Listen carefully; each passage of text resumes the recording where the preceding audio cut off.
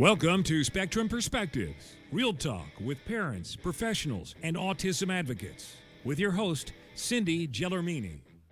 Hi everyone, welcome to part 2 of my dialogue with Grace Ann as we talk about her autistic son and about her involvement in starting the Hope Autism Foundation that created a day program for young adults over 21 with autism. You'll learn what we both went through to get our kids into a group home and what Christopher's been doing during COVID. So I'm assuming that the state had all kinds of regulations for you guys, though. It's not like you could just start a program and say, hey, people come and we're going to just do what we want. Correct. Well, that's where Michelle was so invaluable. Yeah, that's where our house comes in, right? Our house, we would not have been able to do it. Absolutely. We had restrictions on space, on the size of, the closets. Yes, we had to conform. That space that we found had to be renovated in order to house this kind of a program. We needed a kitchen, and I remember something, again, it was a while ago, about the kitchen and the drain, the grease trap or something. Yeah, very, very strict regulations. So how long did it take you to actually get it up and running? From the time, oh boy, I think it was probably about 6 or 8 months. I want to say we leased the space in early in the year, like maybe February, and program opened in October 1st. Yeah. And that's, and I think I found out about it in mid-September or October, actually. Your son was the first one, right? And I think they had like 8 kids or something. And there was one spot left. And when I found out about it and I called and they're like, boom, let's get him in like now. Yeah, that was just right place, right time. Larissa said to me, I have a friend, and I said, oh my gosh, I know they have a spot left. There's one spot. Have her call. Yeah. Have her call today. This is how everything aligns, right? Because Robbie was in another program where he was absolutely miserable. He sat at a desk all day, sorting chips all day. Like, he never moved out of his chair. And he would get up and run to the bathroom. And they called me and they said, why does he keep going to the bathroom? I said, because he wants to get out of that room. He wants to do something, I remember saying, don't you go to the community? Don't you go swimming? Don't you go for rides? So I wanted them to do everything he did in his school. And they're like, no, we don't think they're capable. I'm like, oh no, I know he's capable. Robbie's starting to have seizures in this other program because he can't stand it. And I was desperate. I didn't know what to do. And this woman from our house walks in. She says, how's Robbie doing? I said, terrible. And I told her what was going on. And I think she told me about the program. And then I probably called Larissa because she always told me that I needed to meet you and know you. And so it was like everything just all happened like boom, boom, boom, and she called you. And then it turned out the very first director of the program was one of Robbie's old teachers. So he knew Robbie. So he said, yes, he needs to be here. And to get the state of New Jersey to move that fast and get him out of the other program and in was a miracle. That was a miracle. That was a miracle. I also want to mention that one of our requirements for our space for our program was that it had to be close to the Y, because our connection to you were like right next door. They could walk there. Yeah.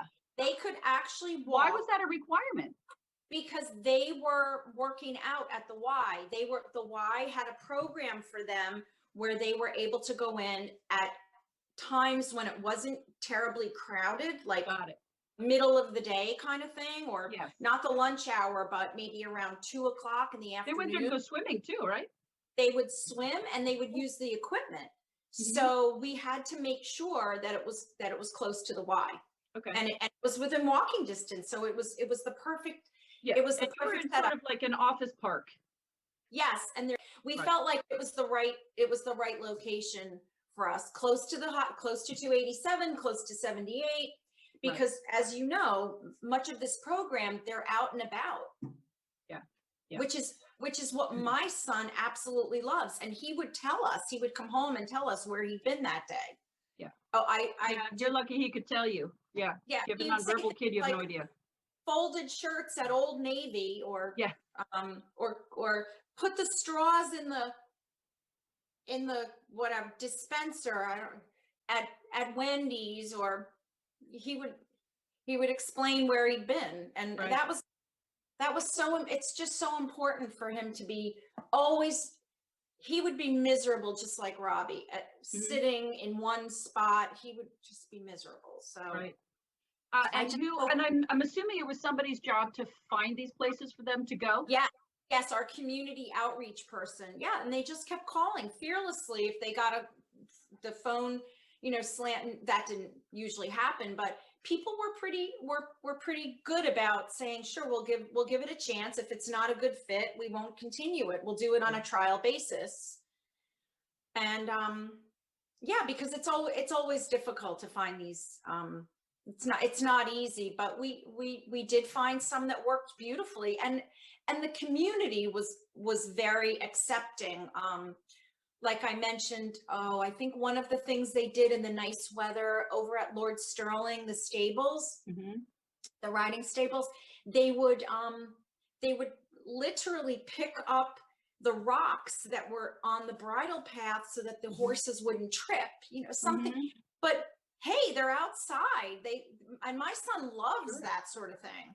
Sure. Loves, and they worked in an arboretum. They did some kind of gardening cleanup at the end of the summer when all those plants the tomatoes have to be pulled up. Right. They helped with that. They got their hands dirty.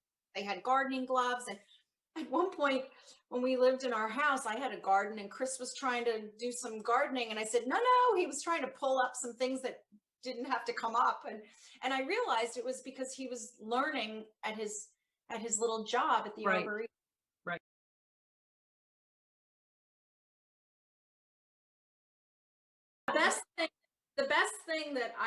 One of the best things that ever happened was when they put in the family bathrooms on 95, because my sister lives in Northern Virginia and my other sister lives in Rhode Island. So when the three of them were little, before Tom, my middle one, was able to go into the men's room with Chris, when I was the kids by myself on a road trip to visit one of my sisters and their cousins, like in the summer, we did a lot of that. We did a lot of stuff at the beach. The family bathroom was, oh, thank God for this. Huge. That's actually, I hit that subject in my children's books. And I talk about the why in Summit, the connection where I used to bring Robbie for swimming and they finally put the family bathroom in. But before that, we used to go to the Somerset Hills Y. We used to go to the program there where he would swim, and I would have to bring him into the women's locker room, you know, and as they start getting older, it starts getting a little awkward, you know, and into the ladies' room in any restaurant, you know, and he was as big as me, taller than me. I'm bringing a guy taller than me into the ladies' room, you know, and people just kind of give you that look, you know. No, it's a real problem. I remember once when I thought Tom was kind of young to do that, but I had no choice. I said, you're going to have to go in and make sure that, you know, he comes out, and he goes and comes out, washes his hands.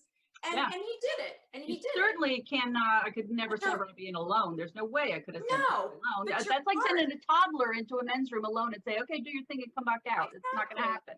But your heart is, you know, your heart is here, like, oh, what did I just do? And standing there kind of waiting. You in there, everything good? You're coming out? But yeah, just one of the things that people might not realize, that challenges that we face, but you know, like he's 30, so this was a while ago.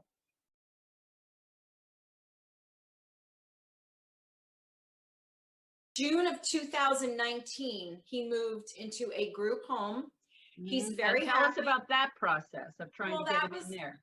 Again, Michelle was my angel. Michelle had retired, Michelle Wernsing. I'm going to give another shout out to Michelle.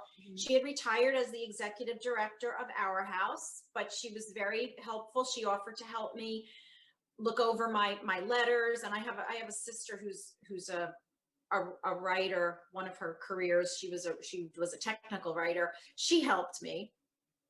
It was letter writing, it was calling, it was getting the caseworker, really just being a very aggressive, and that's not my personality, but for certain things I can do it. Because the time was right for him to move. We had moved and it just was not working anymore. Our family, our natural family supports were disappearing. My mom had passed away. My dad's now 94. You know, they were very helpful. Mother-in-law lives in Michigan. My two kids were going to college. They weren't able to be there for all the downtime and we're both working. Right. So, yeah, so finally it went through, and they had given me the names of 2 or 3 agencies that they wanted me to work with. And I said, oh, no, our house. Yeah. He is already in their day program. It doesn't Right. make sense for us to Right. have another DDD Right. agency for him to be approved agency for him to be working with. Right. Our house has residential. And they said, okay. Okay. But yeah, Okay. it took 2 years. It took 2 years of letter writing and phone calls and follow up and being a pest. So I want to explain to everybody, you know, for me, all right, when they tell you to register your kid with DDD, right? And then I got a letter saying Robbie was number 4,555 on the list. That's how many people are ahead of him. Correct. But then when I met the woman that had come into my work that worked at our house, that I helped her with the colors for these 6 homes, she said, oh, no. That's the priority list. You have to get him on the emergency list.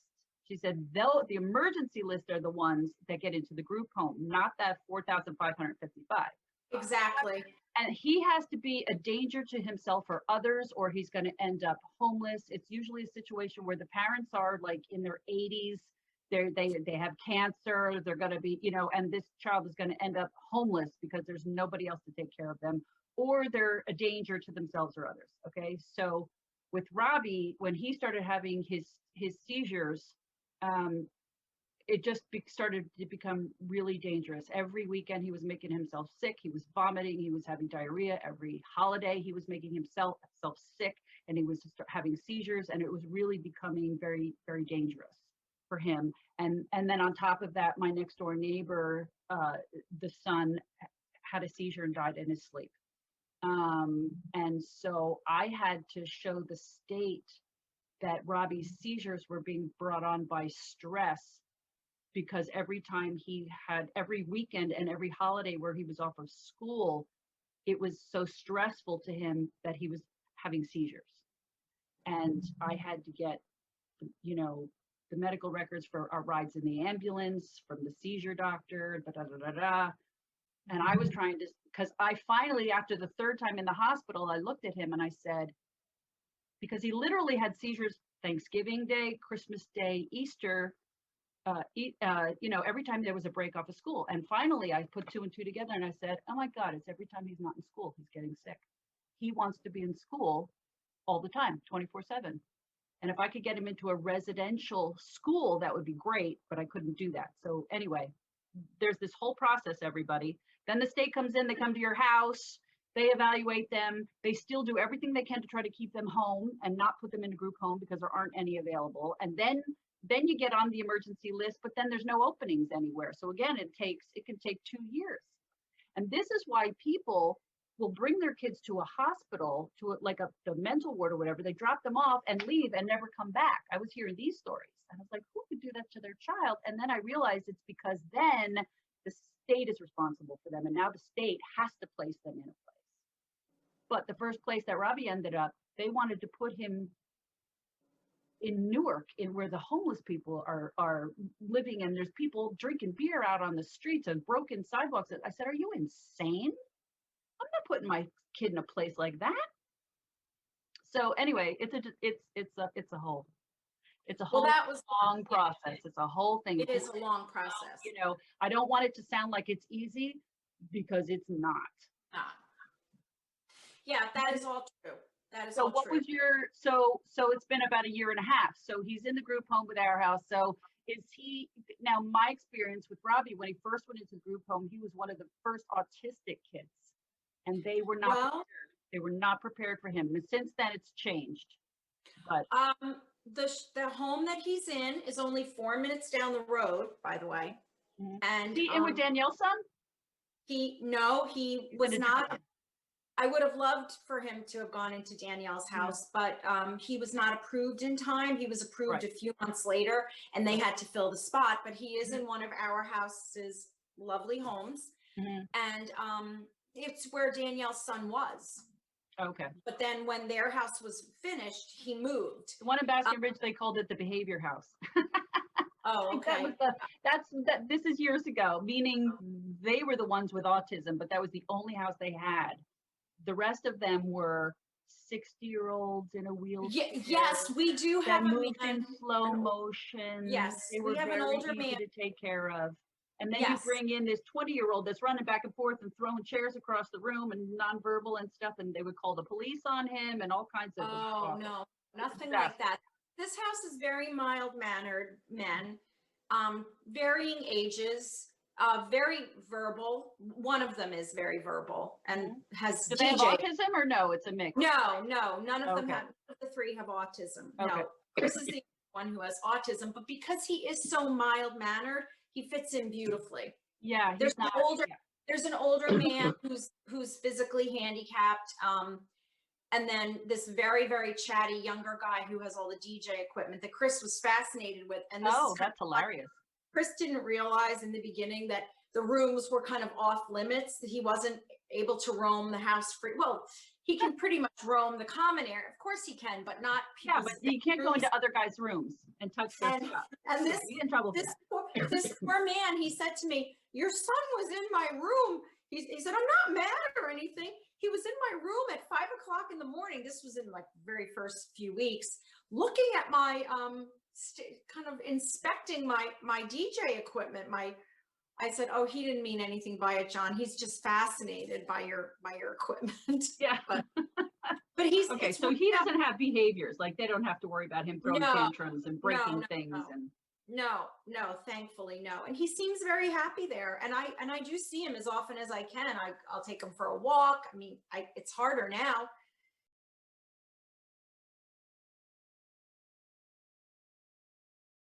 It's a lot harder now, but yeah, well, we got 20 inches of snow out there right now, but yeah. And we've got and the whole mask thing, but we are able to visit him. And they did ask us, they were given the go ahead for Thanksgiving to send people home to their families if the Oh. families insisted, but they came to us and said, "We're trying to protect our staff members, so the fewer people who are pulled out to go home for holidays, the better." And we said, we completely understand that, we do respect that. We know that it's a danger for them, so we did not bring them home. okay. for So Christmas. how what's he been doing this whole past year? What are they doing with him? He's actually lost weight because they're out walking constantly. They've got them out hiking, and they're in a lot too, of course, and they do a lot of Zoom classes. They're doing as much as they can. They're trying to keep them busy doing Zoom classes. I was hoping in October, they said they were reopening, and then they said they couldn't get the staff. The staff is a really huge problem. They were reopening the day program, which he would have loved. But good news, he's had his first vaccine. The whole house had their first vaccine a So week what ago. happened? So you're saying they lost staff? They couldn't get enough staff members to run the day program. What happened to house- everybody that was there before COVID? They left? I'm not sure. I'm not sure. But they're having a real issue. So what was supposed to happen in early October did not happen. Okay. And I have to follow up with the director over there.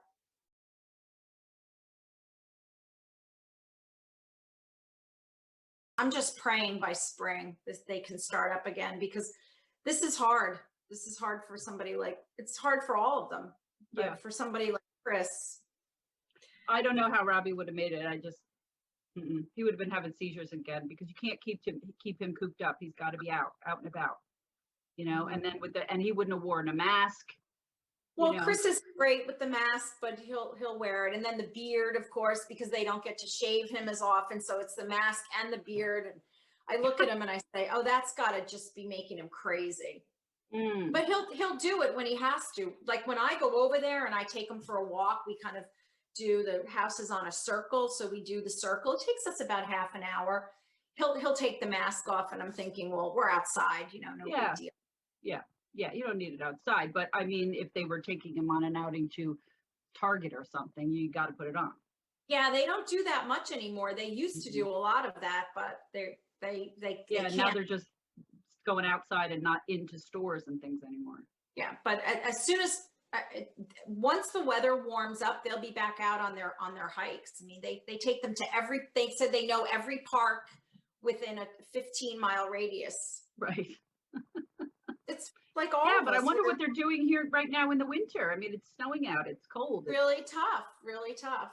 They have their big screen TV, they watch movies, and they do Zoom yoga.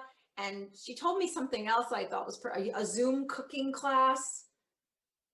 Okay. Well, but he still looks good. He hasn't. I mean, he lost the weight in the fall. By the fall, he had lost the weight, and he hasn't put it on yet. So if they're doing any kind of cooking, he's not putting on weight, which is great. Because Chris likes his food. If he doesn't come home, how do you can you call and talk to him? Will he FaceTime with you or anything? We've done that a few times.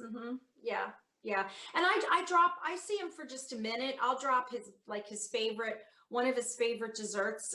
He loves baked apples with raisins and cinnamon, and I'll make that for him, or I'll drop mac and cheese or something off, and I'll just see him for a couple minutes at the door, just say hi. Right. Yeah, and he asks to come, to come home. It's just breaks your heart, but we say soon, and he asks about my dad, who's 94. He wants to see grandpa. Right. Yeah, it's hard. So, my last question that I always ask everybody is if because I'm doing this to try to help other parents and try to fill in gaps of what's missing and what there's not enough of. So if I set up a meeting for you to talk to the governor or a senator or somebody who's a policymaker, okay, in New Jersey, what would you tell them is needed? I think the earlier you can get information to people about what they need to do to help their kid, the better. I found that I was talking to parents to get information. It wasn't coming from the school. Maybe it's different now. They weren't as forthcoming with giving me, you should be doing this, you should be doing that, because you don't know what to do, and it's overwhelming, and you're constantly feeling like you're not doing enough. It's enough just to maintain what you need to do in the house with a special needs child, within your family, within your marriage. That's hard enough. But getting them from an education standpoint or a therapy standpoint, getting them what they need, there just needs to be like kind of a central resource guide. And I feel like it should come, because school is your main contact with the outside world for your child. And I feel like it might be different. It might be different in different districts, but I learned so much from other parents. This is at the very, young preschool, elementary level. And again, it might be different. Once he got to high school, I feel like our district in particular, they really had a handle on it. And they were coming to us, as they did, about a program after 21. Right. But those early years were a real struggle. And there are a lot of programs available, like extra activities, supports. There are a lot. There are a lot of programs, but how do you find out about them? I don't know. Yeah, I mean, yeah, and then for the after they graduate, when they turn 21, when they're for day programs and group homes and stuff. I mean, to me, like, it took you 2 years, to get an opening, and if you were not involved in the Hope Autism Foundation, exactly. didn't know about it, where would you have been? Trying to find day programs. I mean, no question. I had what I used to call like a backdoor way in. Like I didn't go through the normal channels Right. because I knew them, because I knew these people. Right. Right. And I do know that it has to come from your case manager. And one of the things I will say that I found extremely disappointing, my case manager chain at DDD was constantly changing. And the woman who helped, you know, you'd find good ones, and then you'd find the ones that they were awful. You could never get them on the phone. They never returned your phone calls. They didn't have information. Yeah, I had a couple though that Anybody knows, you try to call a state-run, you know, organization, you're just going to get a message. You know, and then once we were assigned a DDD service provider, I was going through that person, and then everything kind of changed and sped up. And I found someone that I still deal with her, even though she has since been promoted. And there are people who work under her who are kind of my daily contact people. Right. If I have a real problem, I call this woman Amy. She's been there forever, and she really, really knows the system. She was the one who got him to the point where, okay, we've got a spot for, you know, we'll find a spot for him, work with our house. Yeah, it makes a big difference if you have a good person, because I really saw the same thing. I had the person I had that helped get Robbie in a group home. She was phenomenal, but she cared. She cared about Robbie. She worked really hard. She just was on the ball and would not give up until he got in. And then she ended up getting promoted. And then she's not the one out there doing the work anymore. You know, Right. and then you get other people that it's like you don't even, who are you? I've never seen you. You've never answered the phone. I don't even know who you are. And they're there for a brief period, and they move on, or they get promoted, or they leave, and then you have to get to know another person. And yes. You know, the so same at least thing happens with group home staff as well. Like, you know, when we were in a different, before our house, that organization, they would only stay for a couple of weeks and they'd turn over and they'd leave. I mean, it was constant. And poor Robbie's nonverbal, and it takes a while to get to know him and understand him. And he was getting so frustrated because people didn't understand him. They didn't know what he wanted. Like, because it's constant turnover. I mean, how do you get that to stop? it's difficult. I feel like our house has a very good track record with their employees. I think they do a lot for them. They promote from within. They treat them well. I haven't seen a lot of turnover in a year and a half that he's been there. Mm-hmm. It's right on my route to ShopRite, to the post office. I see the same cars there. And when I go, I know I see the same people, and I kind of know, like at Christmas, I wanted to know who the people who work there. And I didn't really hear many new names. I heard, oh, well, that person's only a sub, but here are the main people, and they're still the same people. Mm-hmm. Mm-hmm. So I've talked to other parents. I probably should have asked Danielle this question, but I've talked to other parents that they thought about getting together with like 3 other parents and buying a house themselves so that their kids can live in their own group home, but you still have to staff the home. You still have to deal with the state, which is kind of what Danielle did. Danielle and Jeff did that, but you still have to comply with all the state regulations. And I remember when they started this process, I was at that, was it the zoning board meeting? I was at the town committee meeting where the town basically was there. The proposal was put out there. These people want to build a group home for 4 autistic men. And, you know, any objections, the neighbors were there. They were asking a million questions. It was a tear down. And what was my point there? They said, well, what if you don't get the approval from the state? And Danielle said, we just flip it and sell it as a single family house. If we don't get the approval, you know, because the specifications were, it all had to be approved, every step, every inch, every plan, every change, every, you know, like I said, like closet size. And she said, yeah, that's what we do. We just flip it as a single family house. We're making a master. The master is not going to be enormous, but it'll have its own bathroom, but then it could be like a Jack and Jill bathroom with the other bedroom on the other side. You know, there's modifications can be made if we have to, but they got their approval. The state is thrilled if you do that. If you want to build your own group home, yeah. Of course, it saves them money.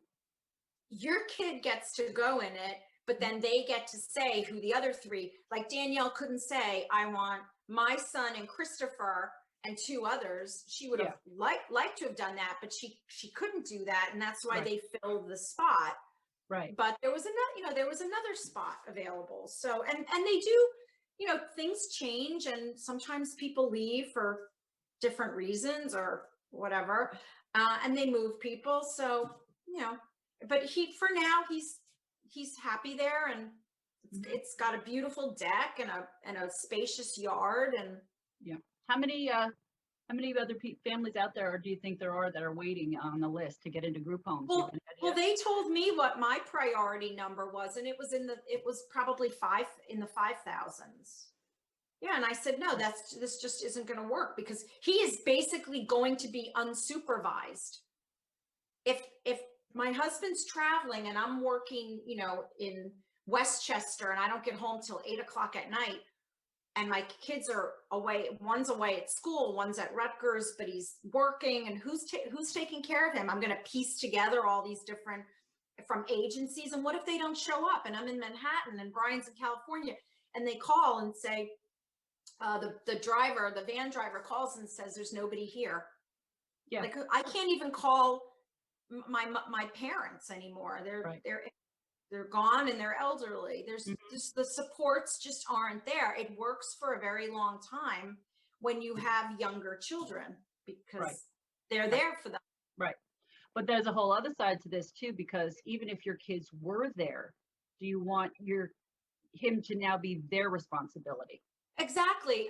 A mom with twins said to me, you don't want to impose that burden on your other children. And they were happy to do it for a long time, but then it just wasn't possible anymore. Exactly. No, you don't.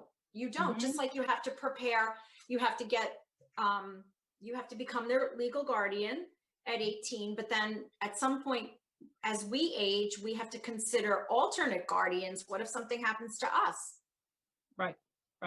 I had talked to a woman that her brother was disabled, and her mom had passed away, and now her brother was the responsibility of her and her other brother. The 2 of them had to take care of this brother in a wheelchair, and she had to pack up and move to California, because that's where they were, because to be out there to take care of them. And she was the one that had told me, she said, my mother never planned for this, because she didn't want to deal with it. She just thought, oh, he's my responsibility, but she didn't realize you don't live forever. And she told me, she said, don't do that to your kids.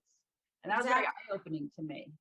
Yeah, exactly. You don't think about these things, and you don't really want to deal with them. It's like drawing up a will, because that means you're dead if the will has to be opened and enforced. And you don't have to do it.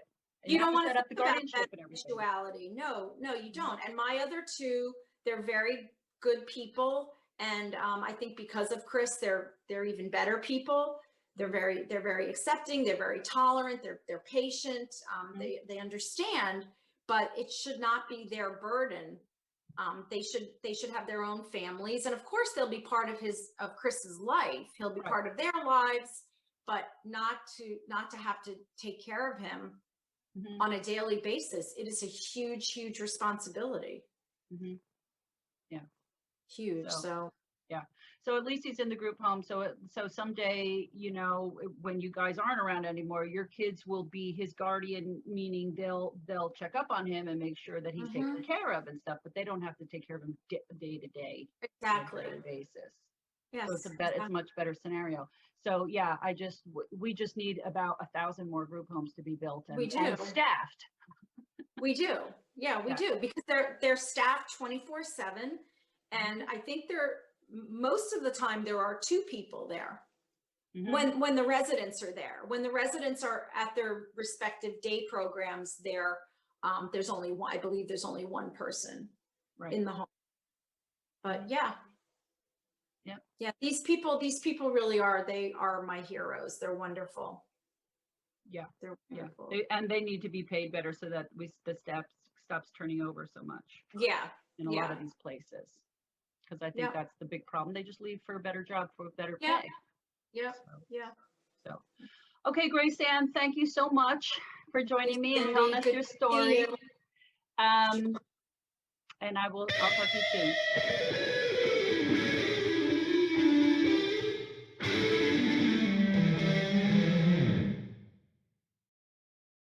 Well, that's it for today's episode. I hope you enjoyed listening and it helped you gain a new perspective. If you're interested in buying our book series, Robbie's World and His Spectrum of Adventures, the link will be in our episode description as well as my Instagram and Facebook pages.